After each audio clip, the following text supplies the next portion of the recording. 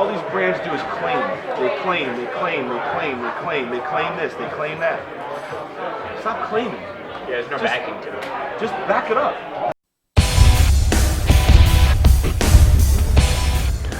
Welcome to PricePlow. About the Muscle Elements Truth, we had to redo the chocolate caramel because we got, what would you say, there was a certain batch that didn't have the right scoop and it was a little bit bitter. So well, yeah, I think with one thing about the Truth, and one of the challenges we had when I had the concept for it, but also wanted to do this being it was a blend. True blends are always more difficult to flavor when it's not just a blend.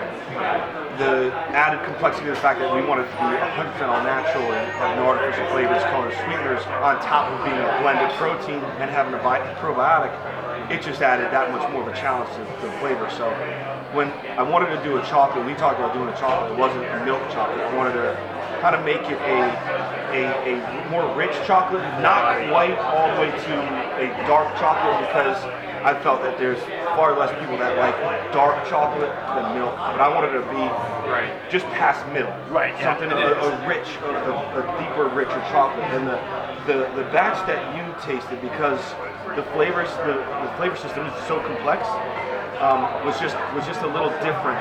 I'd say off, not in a bad way, but it was definitely further down the spectrum. Robert ended up loving it, but CJ didn't like it as much. Right. I started getting accustomed to it, but it had more bite to it. And that's what we noticed.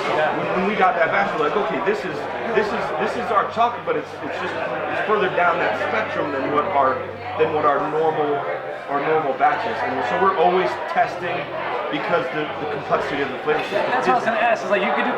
How does quality control work? You can do quality control and get it tested for amino spiking or whatever, but how do you do QC on an actual flavor system? Well, the manufacturer will run, and since we don't manufacture our own stuff, but the manufacturer will run a pilot before they go into a big production run. So they'll run a pilot, they'll send it to us, and we all gather, make our shakers, and we test it, and everybody in house, okay, this is on, this is where it needs to be, and then they go, when we send it back, and we send it back, and say, we approve this pilot, and then they scale up. With the same exact recipe. Same exact recipe. Now, and even then, sometimes there can be differences even in the scale up, because it's a scale up, and there's some different variances. And this was one of those. This was the only instance we had where the scale up was a little different than what the pilot was. And this was it, because when we got the scale up, we're like, this is what you tasted. We wanted, even though I like it, we like it, it wasn't as consistent with the truth overall. So we went back, and then the second batch that we tasted was like kind of back to where the baseline, if you will, was. So, is there anything you could do? Like, certain people bought those tubs and everything, and it might have been too bitter for them. If they see our video, is there anything you could do, or is there? Will you send them a coupon or something? It wasn't. Well, yeah. I mean, look, if people got that, and one indication was, which just happened to be dumb luck, if you will, is the shape. The scoop wasn't orange. Wasn't orange. Yeah. And that.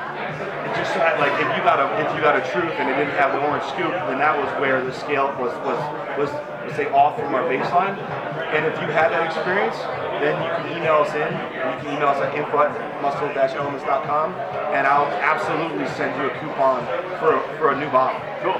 Of the, like I said, I don't think there's anything bad of that batch, but it was definitely not consistent with the. Yeah, in our video, I showed the bottom of it with the lot number, and I kind of said something along those lines, like, contact us or maybe contact Muscle Elements if you did have that not orange scooper. Plus, the orange scooper is awesome, so we deserve that.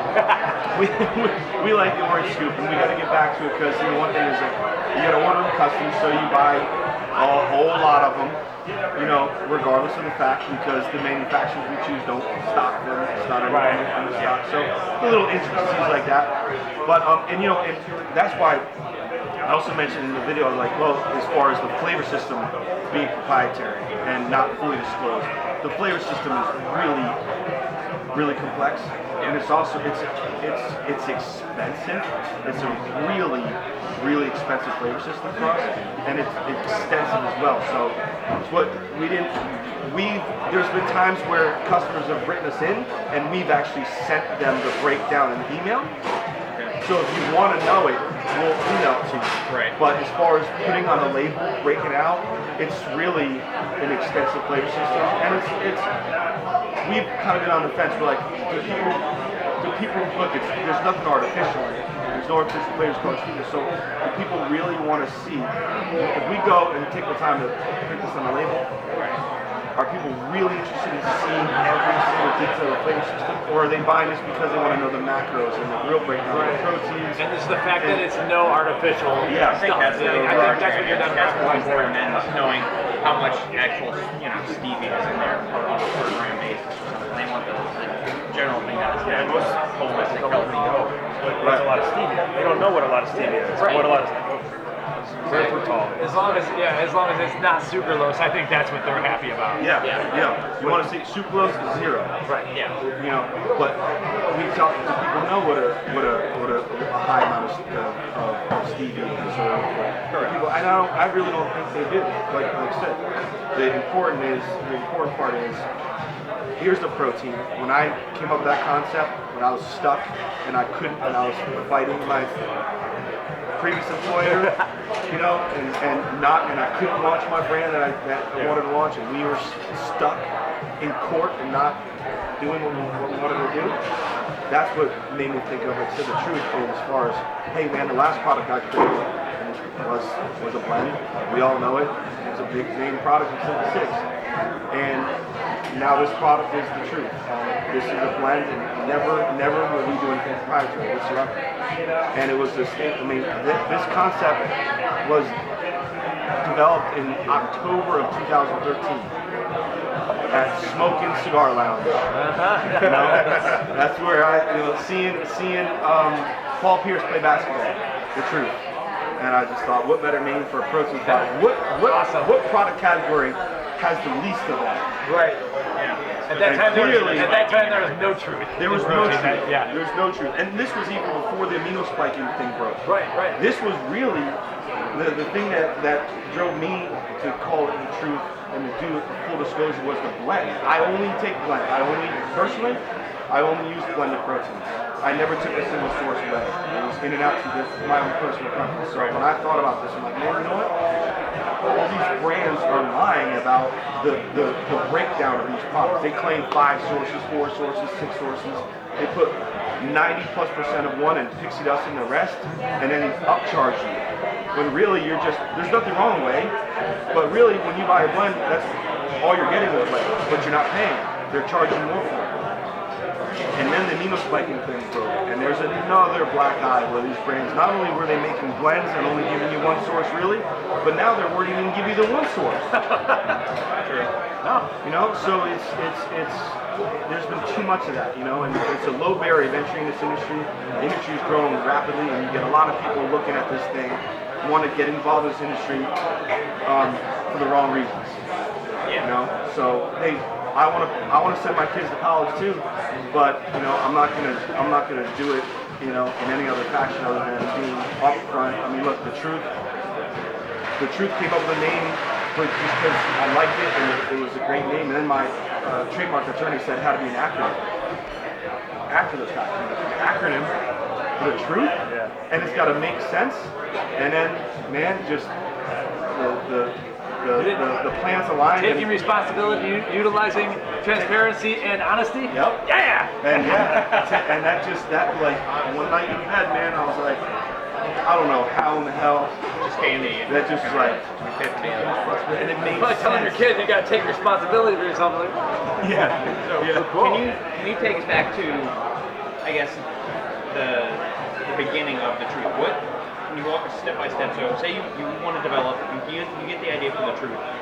What is the timeline from the time you come up with that idea till it's actually released? What actually goes into all that? What's the step-by-step process? Well, ours had a dynamic or a hurdle that most don't have, which was say, for example, the timeline of the truth was the idea, again, which was in October of 13. But at the time, again, we were in court, so we couldn't do anything. Right. We couldn't do anything with any products until we got out of court, which was all the way in June of 14. So that's when, June of 14, we got our settlement with BSN. Now we're going a million miles an hour. Yeah. And we start sourcing ingredients, and part of the concept, the truth started as just a disclosure piece. And then I thought, well, if we're going to actually call this product name is going to be the truth, for the younger generation, younger than I am, I was thinking at the time, like, also, it's a slang term now for somebody that's the best, or if you will, who's the shit. This is it's the truth, it's the best. So I started thinking, well, if we're going to call it the truth, then it needs to be the best. So we need to use the best ingredients, or at least, the cleanest. So we went to Casey, my partner, and James were like, I think we should make this, we should make this just the best. Let's source all artificial, nothing artificial, and all hormone-free source of protein. Let's just make this super high quality. There's bulk and commodity proteins like oozing out of your pores. There's no shortage of that. Well, and really the concept for the truth was I didn't want to do a protein.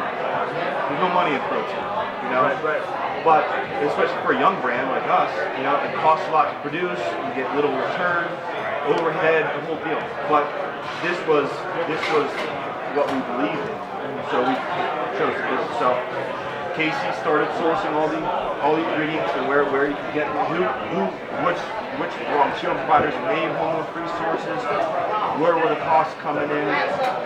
So that'll take 60 plus days at least to then you start, who can manufacture this, where are we going to manufacture this, and then you start the batch trials or the flavors and honing in the flavors, and that was like I already mentioned about the complexities of the flavor system. Right. That was really took the longest. Okay. So if I remember right, that probably took for us to get the flavors where we wanted them to be. Honestly, I think probably took about 4 months. That was a lot of round robin because they send it to you, you taste it, you make notes, you send it back. Right. And on top of all the other products and brands, so you get back in the queue. Yeah. Now is the flavoring Somebody separate. Okay. A flavor house. Actually, there's an individual that we worked with originally back in 2005 when we created Synthesis. Yeah. And we had that gentleman doing a lot of our flavors for us. We had a relationship with him for a long time. And we had him work on it, and then we moved over to another flavor house to kind of finish it off. And then they produced the flavor system, and then that is like almost a separate product to then goes to the manufacturer to basically to assemble. Okay. Okay. And I can tell you the flavor system of the truth is honestly, you wouldn't believe it, but it's close to a quarter of the cost of our product.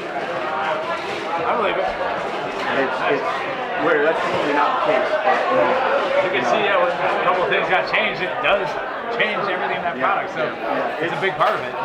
It's difficult to do, but again, really the truth for us is like we knew that where it was going, the price point that it was going to be on the shelf at. I said to Kevin and James, I'm like, look, this isn't going to be a source of revenue for us. This is more of a statement to go out and to really call it and to be a platform to show the industry what we're about and what we believe in, but also honestly, it provides us a platform to call out all these other brands. And that's the truth. And that's the truth. You know what?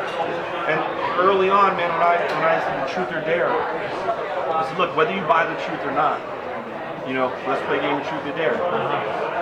Buy the truth, don't buy the truth.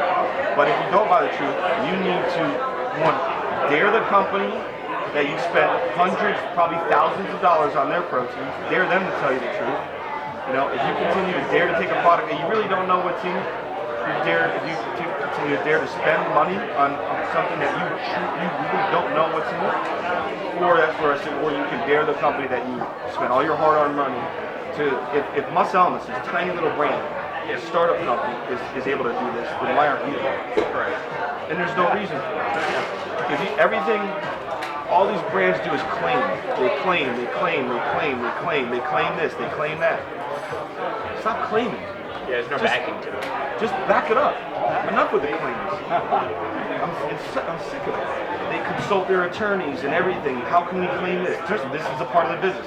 They spend more money on maneuvering the legalities of how can we make this label claim and not be liable for this. How can we claim this and not be liable for this?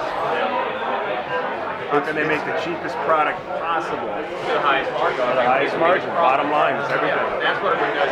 It seems the supplement industry is turning more into a marketing industry. You know, get the hottest girl to market your product so you can jack up the price for it, and then you sell it for as much as possible, and your cost of They got hot girls too. Am I the hottest girl? Yeah. Well, CJs are hot. let's close this video up so we can get some food order. But I have another got question. style, man. That's right. So muscle-elements.com, and you can compare prices at PricePlow.com/muscle-elements. Thank you. Thank you, Erik. Thank you. Oh, you're welcome. Thanks for having me.